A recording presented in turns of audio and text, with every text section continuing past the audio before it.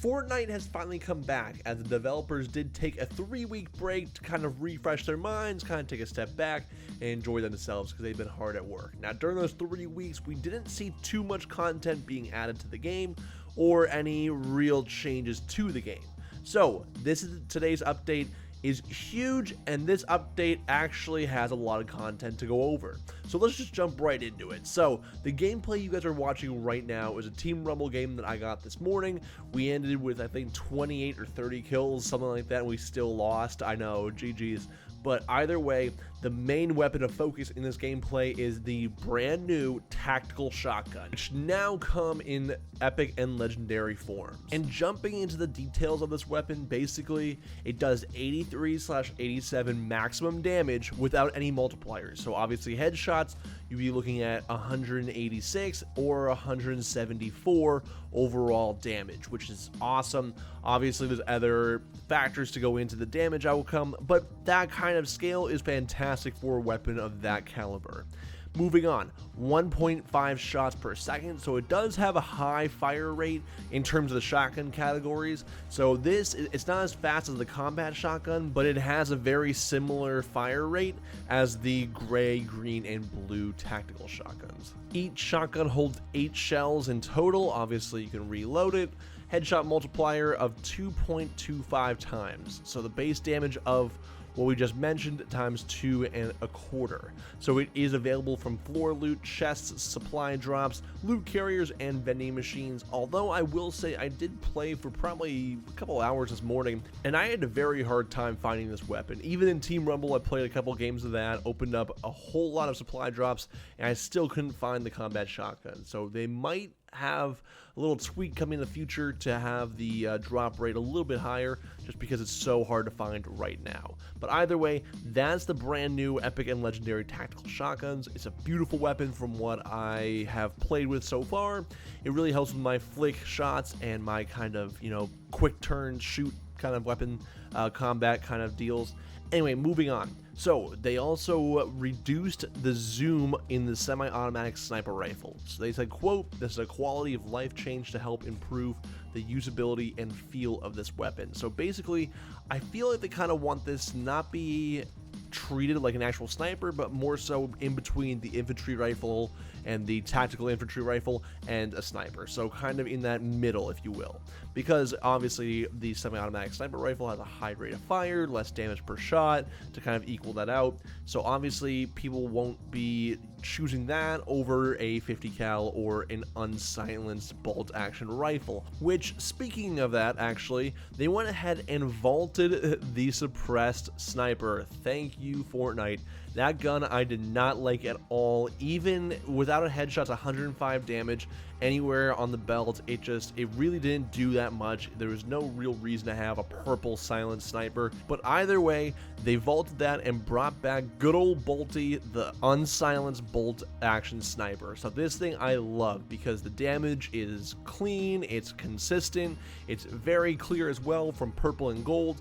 I am a big fan of the regular bolt action sniper. I had a lot of fun playing with it during the 14 days of summer unvaulting spree that Fortnite went on.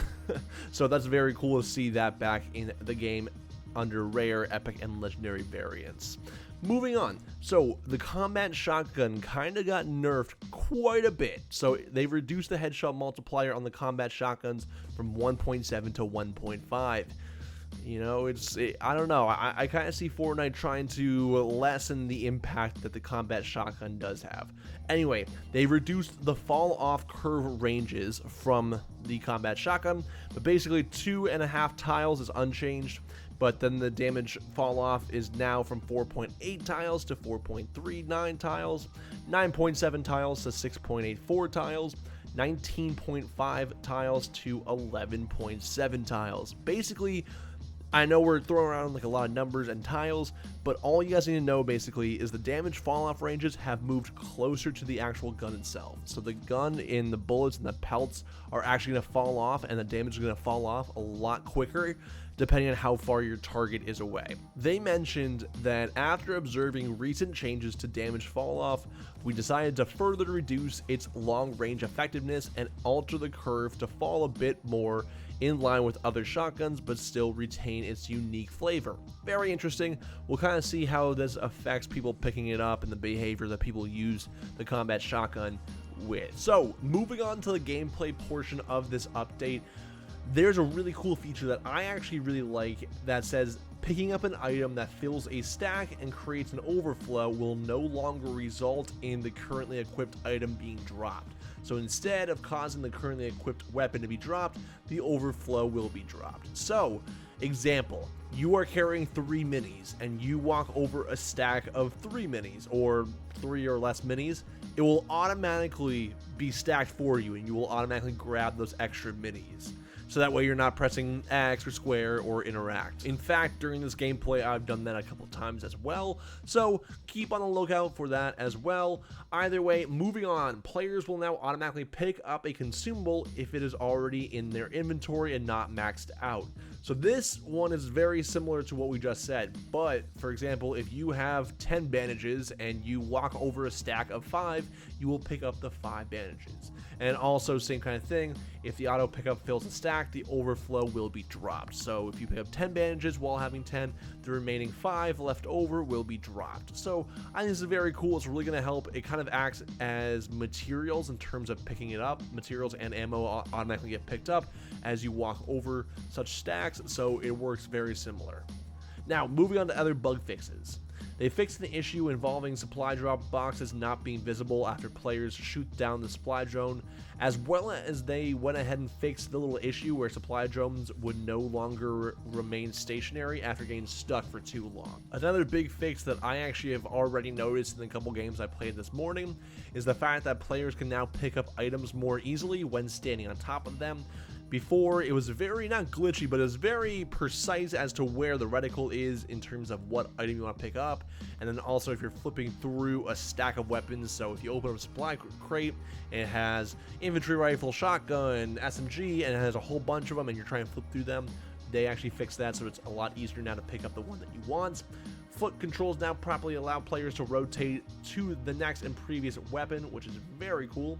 Bushes no longer block players from being healed by a Chug Splash, which was a glitch when Chug Splash first came out, so that's good to hear that is fixed. If a player using a Shadow Bomb enters a vehicle, the Shadow Bomb effect will no longer remain active after the effect should have ended, so that was another glitch. Nice little fix right there. They fixed, finally, the giant and really annoying bug which would allow the player to start gliding at a very slow speed coming from the Rift to Go. So they did fix that. Obviously now the Rift to Go is out of the game, so you know, a little bit too late on that one there, Epic, but all good. So foot controller support improvements, so they went ahead and better vehicle control for quad crashers, and they switched over to use dead zone and max throttle endpoints for foot controller if you do have one in your setup. They also went ahead and with the deep dab emote, I think we've all seen this, or I've heard of it at least. With the deep dab emote, you're able to basically glitch through and shoot someone through a one-windowed wall, if you will, and you're able to avoid getting hit by any bullets and whatnot while still being able to shoot. So they went ahead and they added a short delay after each emote, not just the deep dab, but all the emotes. They added a delay, so it's an emote delay, if you will, to prevent just that. As well as it avoids future and potential emote exploits as such. Moving on, speaking of competitive, they have a brand new tournament coming out on July 20th and 21st, so that is this weekend. $1 million cash prize overall is for the Xbox Cup. So it says that it's a solo game mode. This tournament is open to all players on Xbox One and does not require reaching any division in Arena. The prize pool will be distributed across all server regions with official rules and details released later this week. Check the tournament inside the game client for exact times. So basically, format July 20th will kind of be a qualifier round. It's available for all players. And then July 21st is the top 1,500 players from round 1 will advance. And then obviously the payout structure will be announced later. Trios Cash Cup, July 21st, another $1 million cash prize. So obviously it will be in trio game modes. Participation in this event required players to have reached Champion League in Arena, play prior to the start of the event. The prize pool will be distributed across all server regions, same thing as the Xbox Cup, and the format, very simple, single day tournament, so round 1 eligible to all players, and then the top 150 teams will make to round 2. So moving on also to competitive, very interesting stuff here. There is now a flag that can be selected and changed from a player's profile. And so they're launching with an initial set of 37 total flags. Any additional flags added in the future will be announced in future updates. But for teams of 2 or more players, the flag chosen by the majority of the team will be displayed. So if there is no majority, the globe flag will be displayed. A player's flag is visible to other players when visiting a player's profile on the tournament leaderboards. And after changing or selecting their flag, players cannot change their flags again for 30 days. Very interesting to see how that kind of ropes in the customizability within tournaments and competitive. But anyway, moving on to performances, they went ahead and they improved performances of zip lines and chug jugs, not anything too crazy. Moving on to audio, they did go ahead and fix a bunch of the improved footsteps of enemies and the volume consistencies of that. They also decreased the volume of a few sounds, including the chug splash explosion, the proximity launcher explosion, and the ambient hum of the slipstream platforms. So make sure you guys see that. It's more of a balanced audio levels throughout the game. UI, so this was a bunch of mobile updates as well, but they also changed the escape menu and social panels updates. So the input action that would bring up either the escape menu or social panel will not bring up both of them in a lobby and while in a match. A third tab has been added to the social panel. It contains all voice chat related functionalities, and the escape menu and top bar received a visual update. So in game, if you guys go ahead and press start, you guys will see that on the right are the normal settings and the normal options, exit game, settings, legal stuff, Epic Games stuff, etc., while on the left side is kind of that Epic Games menu that we're all used to.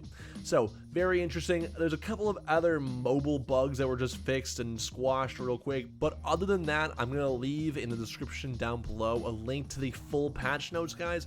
Let me know in the comment section down below what you guys think of the brand new shotgun, as well as the vaulting of the silent sniper for the unsilenced bolt action sniper. Let me know. Top box is that previous video, which is the final Fortnite location, guys. So we are done with the entire Fortnite series for season 9. I know. Get the tissues out. Start crying. I know. Bottom box is a brand new mystery video as well. I will see you guys later. Peace out. Have a great day.